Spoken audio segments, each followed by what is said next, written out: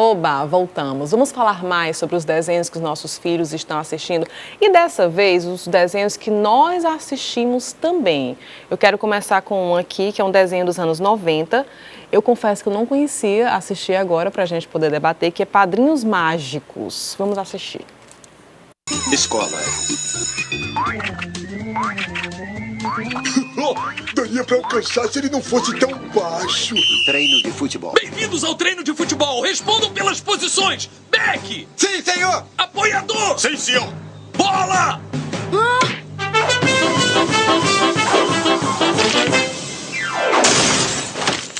Tô louco pra chegar em casa. Pelo menos lá ninguém me chama de baixinho. E aí, Tampinha? Adivinha? Nós vamos ao cinema. Legal! Não é nós de todos nós. É nós de sua mãe e eu. O quê? Você não tem idade para este filme, logo nós não vamos levar você. Seus nomes não são ótimos. Ai. Como assim, senhor? Como assim? Assim, tá. Eu queria, por favor, que vocês me expliquem, ver se vocês conseguiram entender. A Masha, ela é agitada, eu não gosto de falar danada, né? Mas ela é... Porque é engraçado. Os desenhos de guerra, de luta, os meninos gostam. Mas esse desenho, ele mostra o próprio pai chamando o menino de Tampinha, né? Ele sofre bullying na escola. É o quê? Pra ser engraçado? Doutora, você gosta desse desenho, confessa.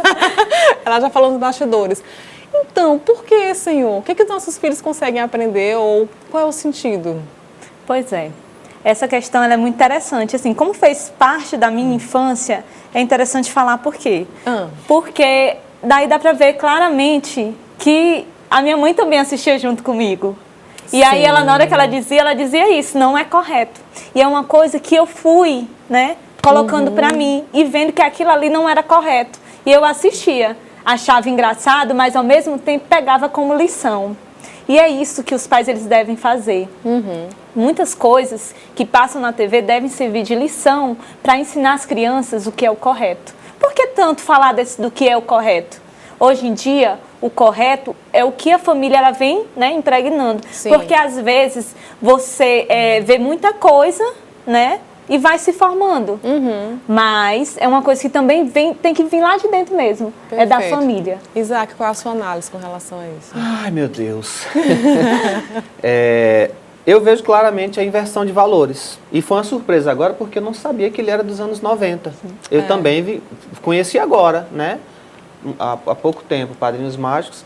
E você vê os pais com um diálogo sarcástico para cima do filho, né? Sarcástico. Nós é que vamos, você não vai, com a lousa, com tudo, né? Deixando bem claro, você não vai, né? Você vê aí o bullying, quando ele chega chamando o próprio filho de Tampinha. E ele achou que em casa ninguém vai dizer isso comigo. E o próprio pai é o primeiro a chamar, isso. né? E o ambiente de casa deveria ser esse ambiente para desconstruir o monte de coisa ruim que está lá fora. Mas o desenho não mostra isso. E eu já assisti a vários episódios e isso me preocupou muito. Assim que eu vi os episódios, meu Deus, como pode isso? Então é uma casa, é uma família onde todo mundo só quer tirar vantagem em cima do outro. E isso é totalmente o contrário do que a gente quer, né? Do que a gente quer ensinar para o filho.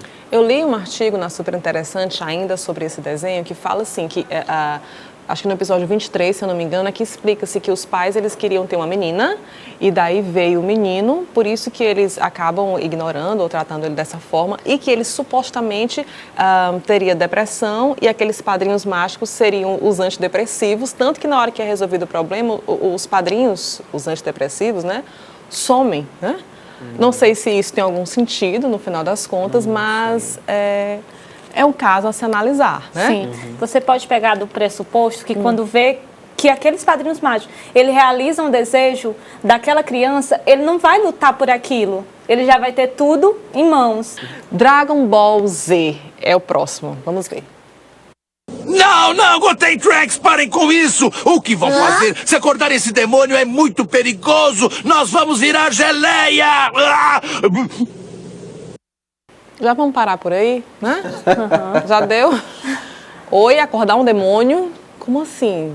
Assistiram já esse também? Já. Isaac, comente conosco. Então, uma vez eu estava passando na sala, eu confesso que não foi um desenho assim da minha época, de curtir aquilo ali, não. Mas uma vez eu estava passando pela sala, a TV estava ligada, e aí apareceu o nome do episódio daquele dia. Episódio de hoje, Não Faça Mal a Satã. E eu disse, espera aí. Satã, até onde eu, como cristão, aprendi, é Satanás, né? Não faça E mal lá a ele. o episódio era Não Faça Mal a Satã. Eu fui assistir. E lá eu descobri que Satã é um personagem que é do bem. Entende? Então a gente vê uma inversão de valores. O Satã é do bem, né? E aí você vê a inversão de valores presente num desenho. Eu nem digo que seja errado a expressão demônio estar num desenho. Eu acho errada a postura diante daquelas coisas. Né? Entendo. É a mesma situação do bichinho de estimação da Dona Clotilde, do Chaves.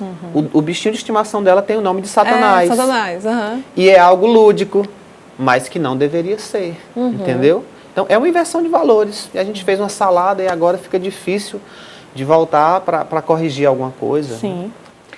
E vamos agora para o próximo, que eu tenho certeza que esse todo mundo conhece, que é o nosso querido Pica-Pau. Caô, gente. Olha aí, ó. Quem não conhece? Quem não conhece o Pica-Pau? Agora sim, diante de tudo que nós falamos, eu queria entender de vocês. Todos nós assistimos o Pica-Pau. A gente vê que ele faz coisas super erradas. Nesse caso aí, ó, ele tá roubando o lanche dos animais, olha só, guloso, né? Todos nós assistimos o Pica-Pau, todos nós nos divertimos com o Pica-Pau. E bem provável que, assim, a gente não ficou com nenhum trauma, nenhuma sequela, ou a gente não saiu por aí roubando o lanche das pessoas porque viu o Pica-Pau fazendo isso. Até que ponto vocês acham que os desenhos eles podem realmente influenciar as crianças? Influencia? Vai falar, Isaac. Eu falo muito. Influencia? Influencia sim, né? A neurociência já fala disso, a neuropsicologia fala disso. Quando você está no ventre da sua mãe, você já recebe estímulos positivos e negativos. Isso é fato, né? E aí, como cristão, também não podemos descartar outra coisa. Nós herdamos a natureza adâmica, que é uma natureza de pecado. É tanto que tem menino de 1 ano que já manipula a mãe, chora para conseguir coisa, quando ele consegue ele para de chorar. Mas a pergunta é, né? por que nós assistimos tudo isso e isso não ficou na gente? Então, eu ia chegar nisso. Era uma outra sociedade, era um outro tempo. Não era esse mundo corrido, onde o pai sai para trabalhar e o filho fica só com a babá. Não menosprezando a babá, mas quem tem a obrigação de educar não é a babá. E não é a vovó. Né? É o pai, é a mãe. Então, nessa transferência de responsabilidade de hoje, fica difícil você filtrar, fica difícil ensinar. Então, na nossa época, a gente pode não ter roubado, não ter sido violento como o Pica-Pau foi, mas que o nosso cérebro registra isso, ele registra.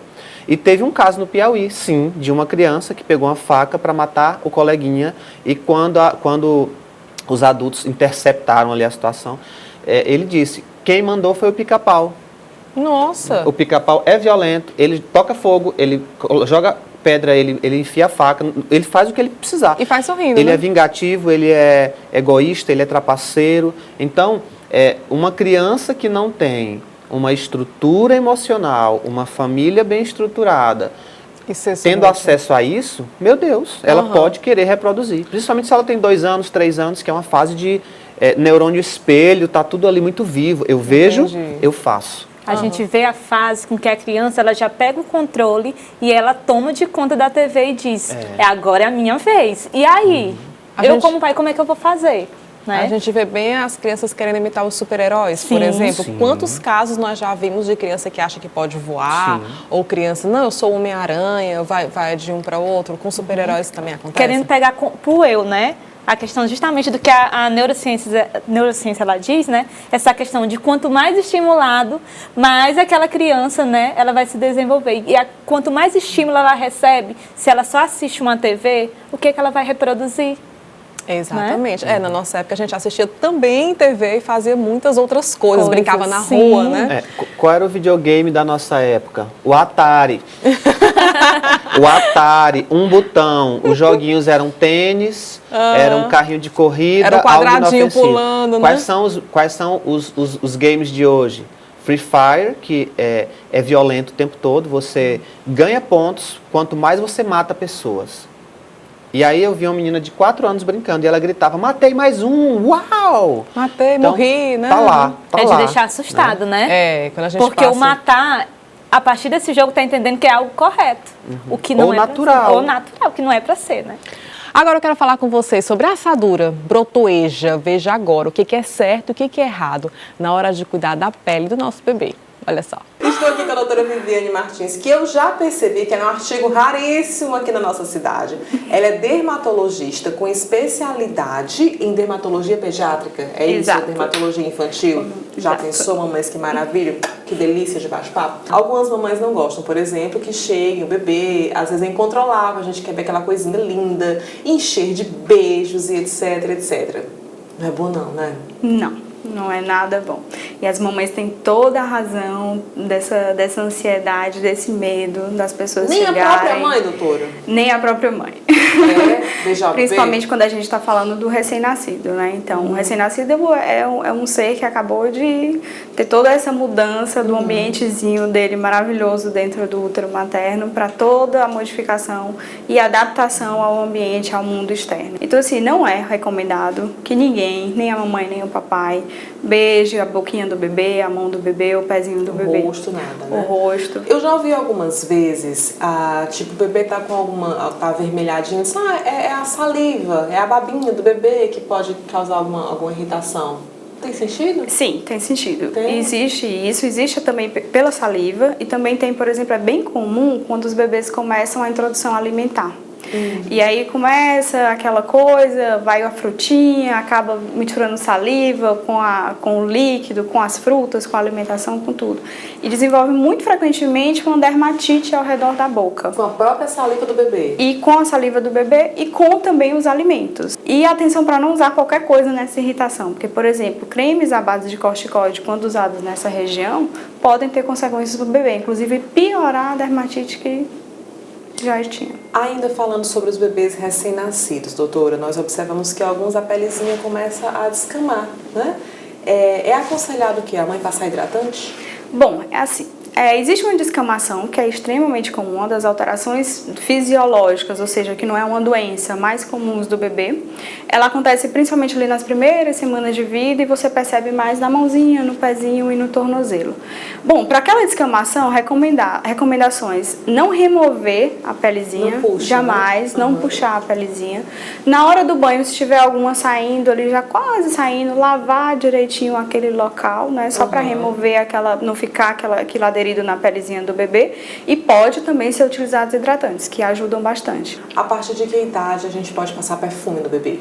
Bom, a recomendação no bebê é que só seja utilizado perfume depois do primeiro ano de vida. Depois de um aninho? Depois de um Enquanto aninho. isso, a gente fica só no shampoozinho, cheirosinho? Exato, nem precisa usar shampoo. Na verdade, o bebê ele só... Oi? Não precisa usar shampoo? Não, pelo menos no bebê e principalmente no recém-nascido, menores ainda, a gente deve usar sabonetes. O que acontece? Esses sabonetes, eles não agridem a pele, eles têm um pH mais próximo do pH do bebê, da pelezinha da criança, e aí ele vai limpar sem causar uma agressão, como um sabão comum. Daqui a pouco a gente volta. No próximo bloco, eu quero tirar dúvidas sobre assaduras com a doutora Viviane. Eu volto já já.